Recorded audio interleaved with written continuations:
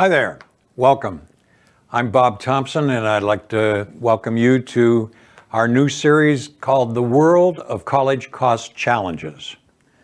It's one of Bob's major distractions, and I've been obsessed with this for a period of time about how do we cope with the college cost environment, the challenges that we have.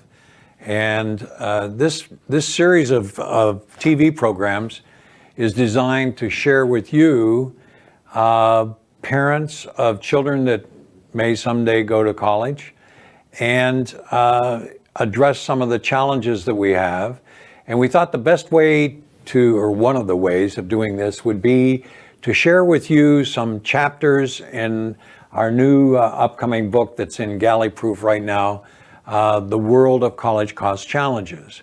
And by doing that, piece by piece by piece, we're going to share what we have observed over the last several decades as some of the challenges that we have.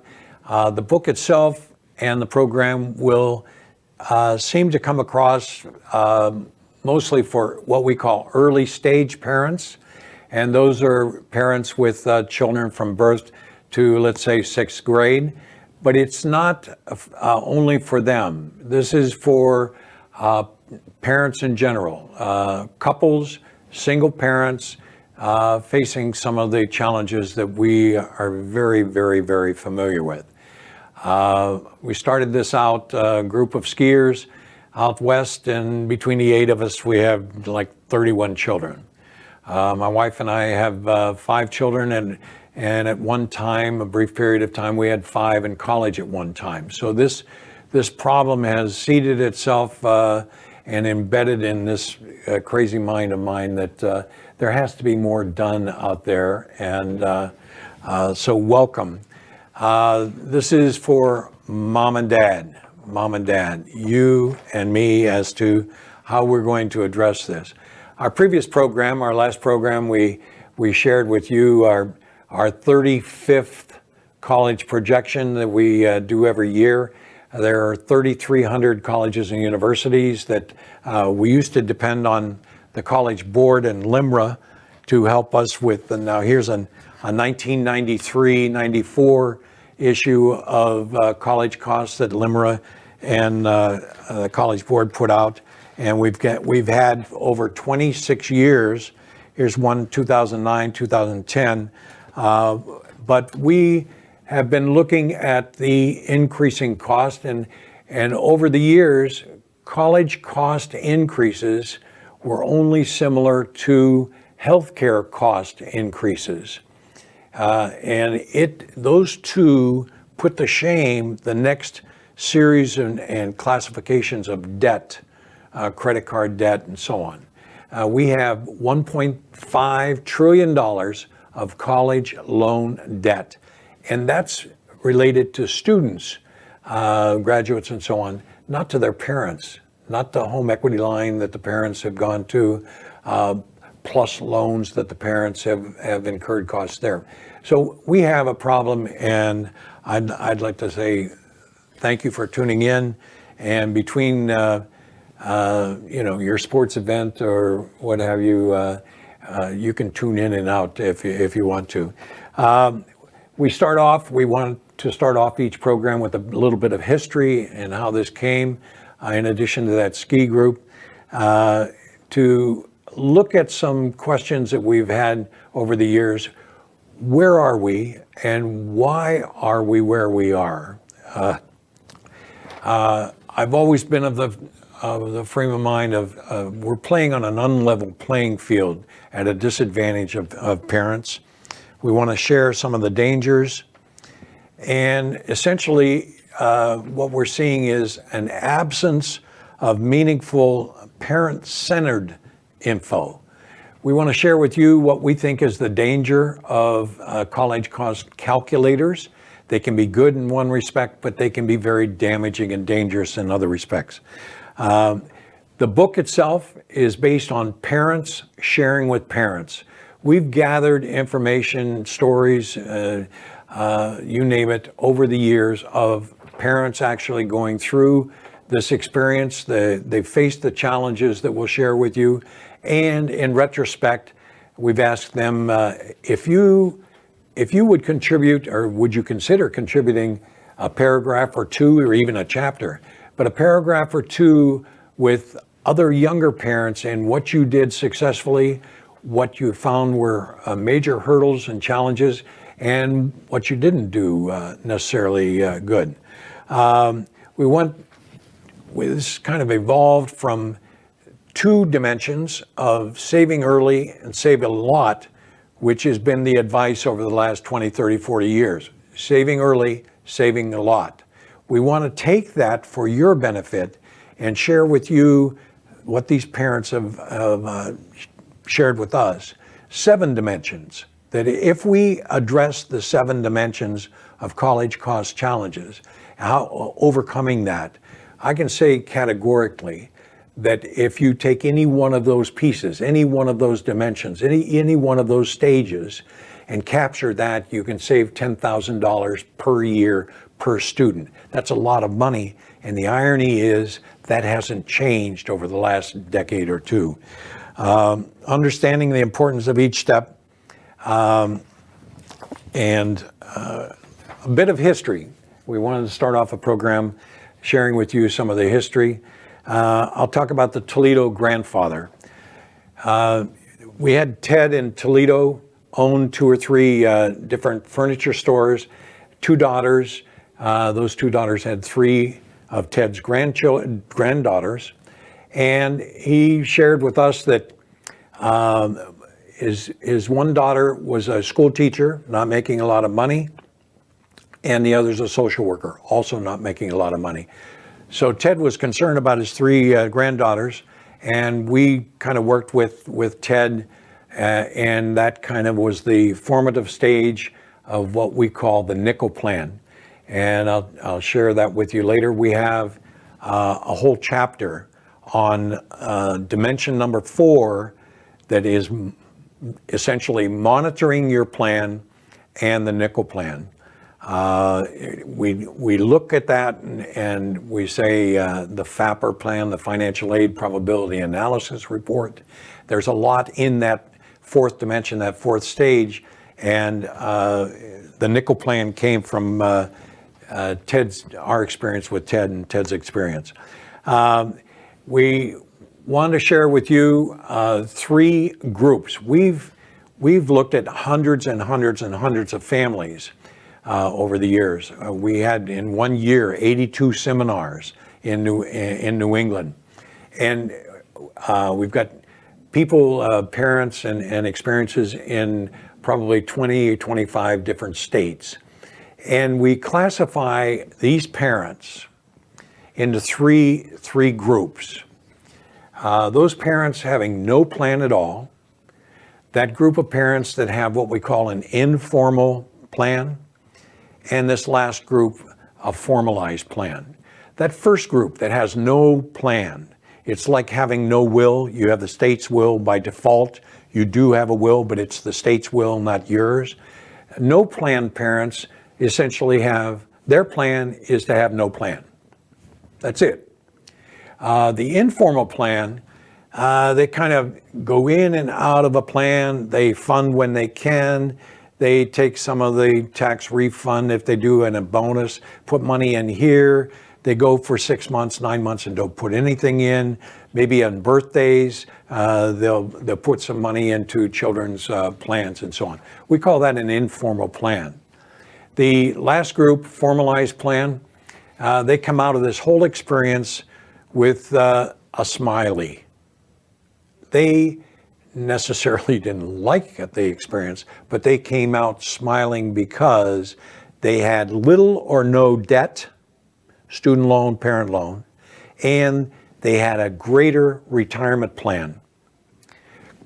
If you can focus in on that group and become a part of what we call the 4%er group, and you walk through these stages and understand the importance of each of these dimensions versus save early and save a lot, we think that this approach is more parent-centered, and it kind of evolved into what we call parent tracks. From these three categories, no plan, informal plan, and formalized plan, we will share with you the experiences of three families. Obviously, we changed the names all through the books, but these three case profile families, all right? The first group in the no plan, we'll share with you the struggles. The struggles, Steve and Sarah, they and their group represent 22 to 24% of all the parents that we look at. And I should say, it's not just the firsthand experience that we've had with parents, but other planners, other insurance professionals, attorneys, accountants, and so on, the experiences that they've had. 22 to 24% of this group, no plan. And we go to the informal plan. This group is larger, 72, 74% of all parents whose children, and this is important, whose children actually did go to college. So we're not saying parents where they didn't go to school. We want to bring them through the process from A to Z and see what those challenges were and how they overcame them, if possible. And then this last group, the 4%ers. Going back to the informal group, the good and tens, Gordy and Gail, good and tens, they're in that informal group. They had a degree of success, but not as much as this last group, the Planwells, Peter and Paula Planwell. Let's go back to the no planners.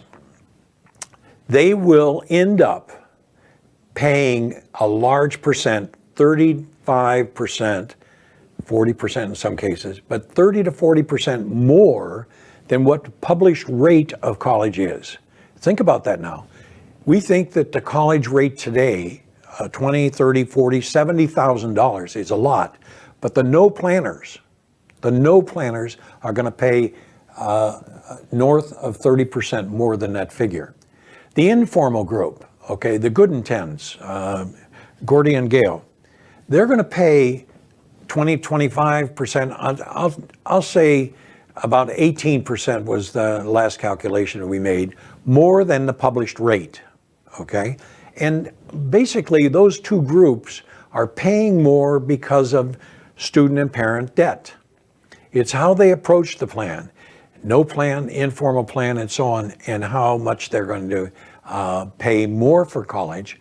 But in both groups, they are incredibly impacted negatively with respect to their retirement kitty. And we'll share those figures with you. So I'd like to share with you what some quotes periodically that I mentioned in the last program, that we have a gentleman down on the shore, and he said, "You're right, Bob, it's a humbling experience." Another couple in Ohio said, "We didn't know what we didn't know." And we've kind of tagged these contributions and comments into chapters and incorporated that into our book. Another quote that we had was, hell, this is just a game. This is a game, and we're all playing this crazy game. So I started thinking about that, and Karen always asked me, do you have any props? And I said, well, what kind of game? Are we really playing a game? And for those of you that might relate to this, I'm thinking, yes, we are playing a game. And what game came to mind? It was Monopoly. And the history of Monopoly is pretty interesting because in 1935, Parker Brothers came out with what we see as Monopoly game. Prior to that, in 1904, I believe it was, Elizabeth Maggie, she had a game that she played basically for the same reason, the same concept, called the Landlord's Game. Well, Monopoly, everybody's familiar with that, but there are so many Monopoly games out there that, we think that we're familiar with Monopoly, but there are a lot of different monopolies, cities, sports, and so on. And if I look at the Monopoly board and relate it to parents, a lot of parents say, hey, let's roll the dice, this no plan and informal plan. Let's roll the dice and get it out there and try to get a high roll so that we can come around again and again and again to collect $200. And I'm looking at that and saying, yeah, you're right, we're playing the game. And that $200 by the no plan and informal plan is really to collect $200, which in my mind represents the hope that we're going to qualify for some form of financial aid. That's a game, and it doesn't pay. In fact, it hurts us. If we look at the game of Monopoly, the traditional Monopoly, and part of it is I may take my $200 and collect a little bit, and hopefully I'll land on something that I can buy a hotel or a residence. These little green and red things. So, well, it works in some cases, but I may land on the wrong place and I lose that, or somebody else, one of my competitors, comes around and says, oh, we're taking that, okay? I may end up in jail. I rolled the dice, I moved around the board, and I end up losing. I got to pay now to get out of jail.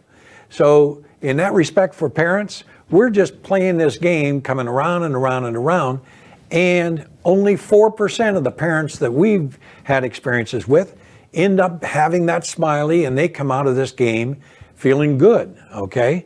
But I'm saying, hey, if I'm going to have play money out there, and I'm going to hope for financial aid, I'm going to lose every time. So I think there are lessons that we can learn from this parent monopoly game, and that is, if we look at the 4%ers, those people who had a high degree of success, if we look at other major financial challenges that we have out there, we have some form of a written plan. Go buy a house today and get a 30-year mortgage loan. And at closing, I've got a stack of papers at closing that I sign. You talk about in writing documentation. It's there. I'm making a 30-year contract obligation here that I'm going to pay X dollars a month and maybe escrow, maybe do this, maybe do this. It's in writing, okay? Now take the cost of that house. And I think I read where the median house in Connecticut right now is $247,000 or something like that. For my math, let's say it's $250,000, $300,000, all right? And I have this stack of legal documentation that I have to sign, okay? Now, I have one of my children, a 2-year-old, a 3-year-old, a 7-year-old, a 10-year-old, going to college in X years from now. And the total cost of that college is going to be similar to what I paid for my house. Believe me, what I paid for my house a long time ago, compared to the cost of educating 5 children, forget about it. I could own a whole community of houses, all right? But how do we approach this future bill? Nothing in writing. And when we talk about college calculators, we squeeze somehow this $250,000 bill into 4 years.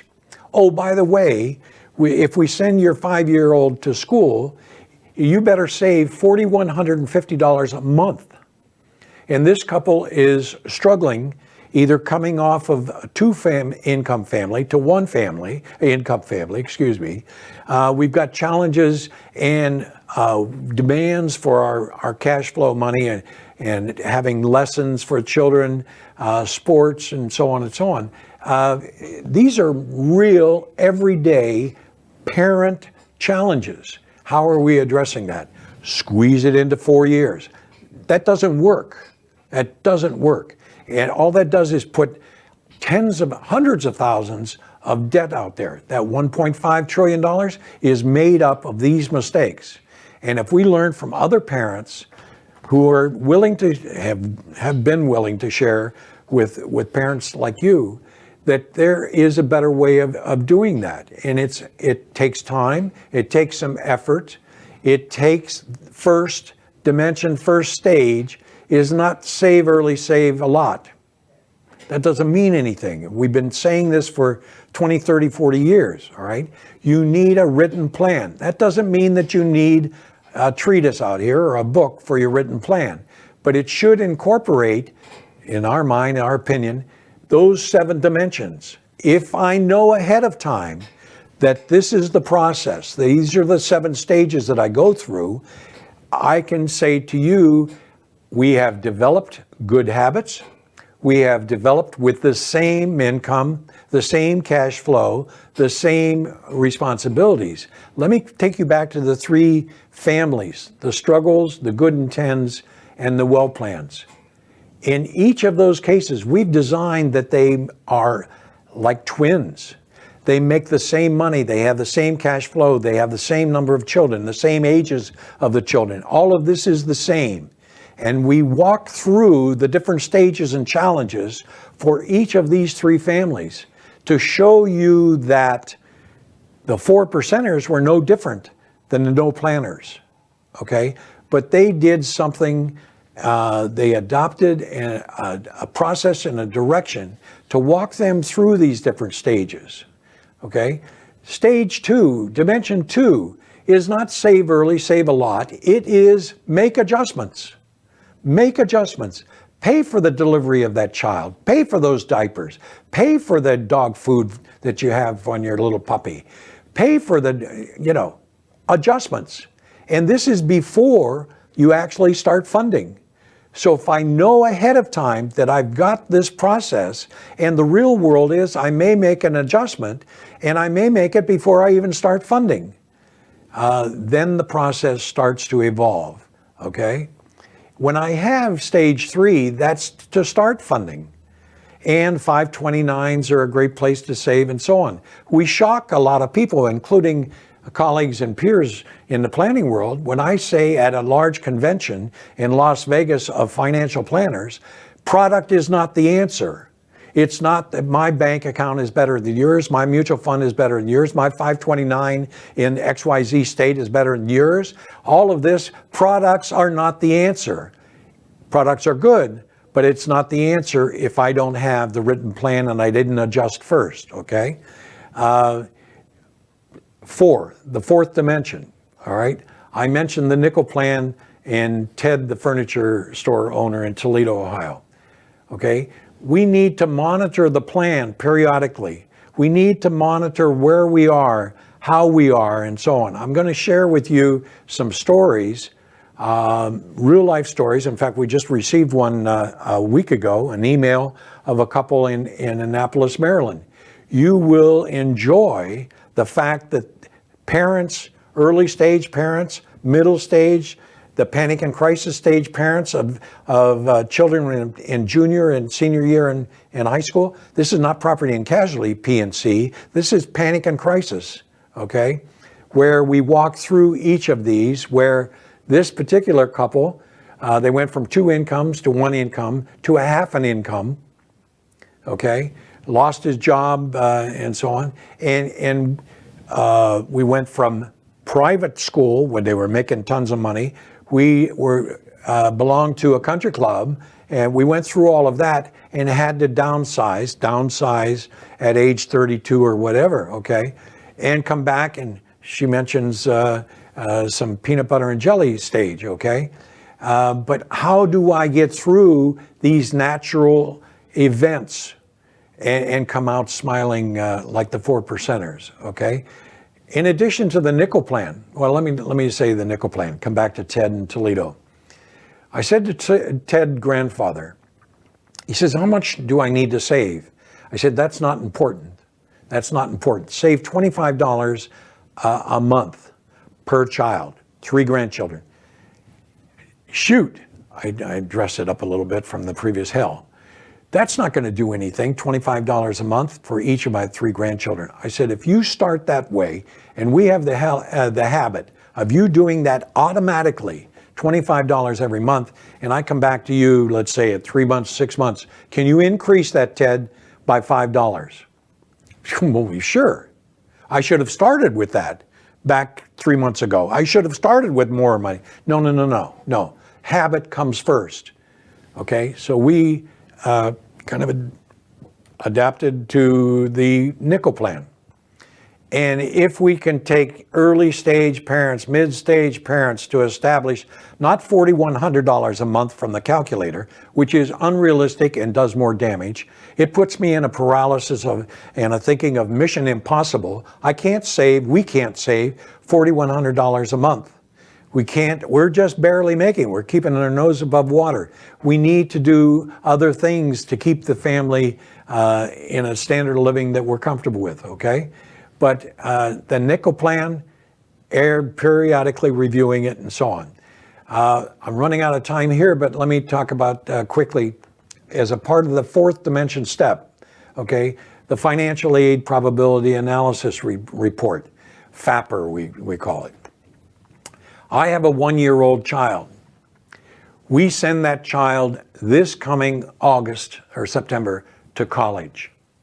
The financial aid probability analysis report will be done each year for the next 21, 22 years. We have a second child, a third child, or whatever. Each time we come by every year, a minimum of once a year, a financial aid probability analysis report where we send that child or children to college that coming August to give me some idea of my current income, household income, that my AGI income.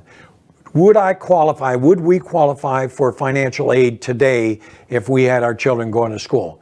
If I know ahead of time that we won't qualify for financial aid, then I shouldn't put out hope that, someday we're going to pass go and collect $200 because I went around the Monopoly board 28 times and I got $200 and I saved the $200. This is a game. Parent college cost challenges should not be a game. It should be a well-designed, written plan that's followed, monitored, and you have a higher degree of success, and you didn't rob your retirement plan with student and parent loan debt. I'll take you on to the fifth dimension, which is actually the payout, the paying for the college, and that is about almost 4 chapters in our book. A very, very, very important stage. And what we find out there in my industry and the related peripheral industries and so on, other than save a lot, or save early and save a lot, the payout aspect of it is neglected, and that really is a critical time, okay? Welcome. I hope you come back again. And if you see out here that there's notice in the Yankee Flyer or the Valley Press or whatever that we have a seminar locally in one of the 3 or 4 towns here, welcome. You're all welcome. We don't want any names. I'm not interested in who you are as much as I am your challenge. Thanks a lot. See you again, hopefully. Have a good one.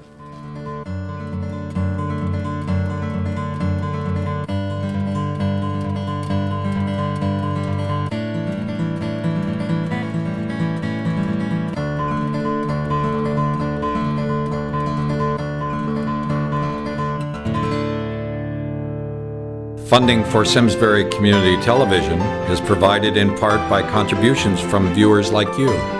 Thank you.